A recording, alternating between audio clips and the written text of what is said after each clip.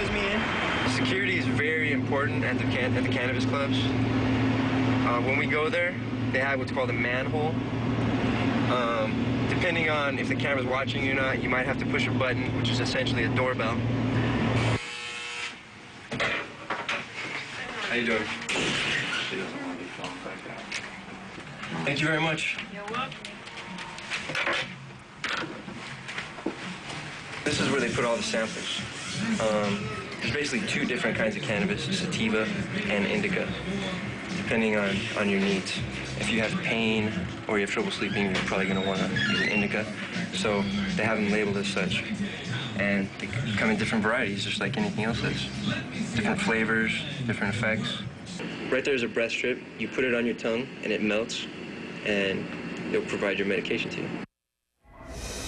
All right, so that was Ron Cabrera's journey into a dispensary there in LA County. So Ron, I don't know if you're seeing that for the first time or seeing what that is like to go to sort of like a pharmacy for marijuana. What concerns you about that, and whether or not more dispensaries might find their way into jurisdictions across the country?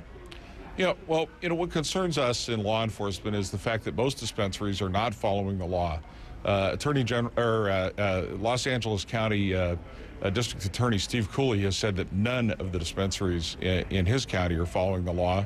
And Attorney General Jerry Brown here in California has found that the vast majority of dispensaries don't follow our law. So, Attorney General Holder's guidelines are going to have little impact here in California on the ability of the DEA to continue to enforce federal law and California state law enforcement to continue to enforce California law. In fact, I think that now with clear guidelines, you're going to see increased investigation and enforcement against these dispensaries, because most of them are shams. They are really not, interested in patient health. They're interested in making an illegal dollar. Okay, good. We're going to talk about that some more, because we do have someone who is a spokesperson for a dispensary who's going to join us later on in the hour, and we'd love to hear from him whether indeed he expects increased enforcement or if some don't have legitimate products at hand. All right, Josh Les is also with us.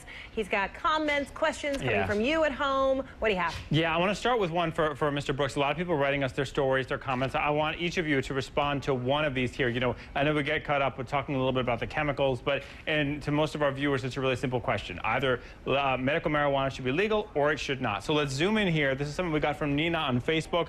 She says her brother had cancer. He had a regular prescription for medical marijuana that was in pill format and was for the nausea of the cancer drugs. He died, and anything that could alleviate his suffering was okay with me. Everyone else is going to get their illegal drugs anyway. Mr. Brooks, your response?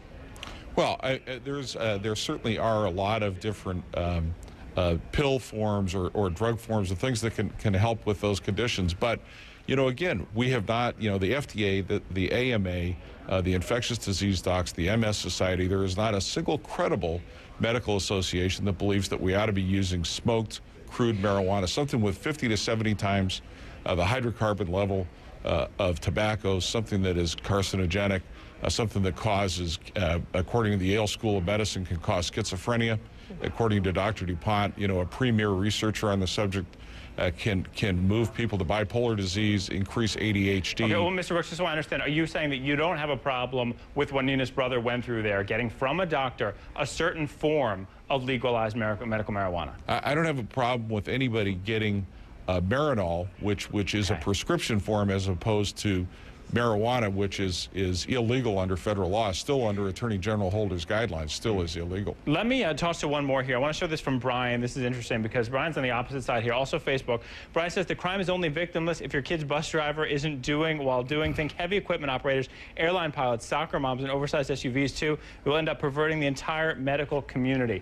And Mr. Frankel, what Brian's talking about here, and when he talks about this medical community, is his concern that making legalized medical marijuana available at all will lead to a lot of recreational usage, a lot of doctors out there who aren't following the rules, who are prescribing at times that they should not. What do you think about that? Were you speaking to me? Doctor, yes. Doctor, yes, okay, please. Thanks. Well, I think recreational use of sadly, of all drugs is real.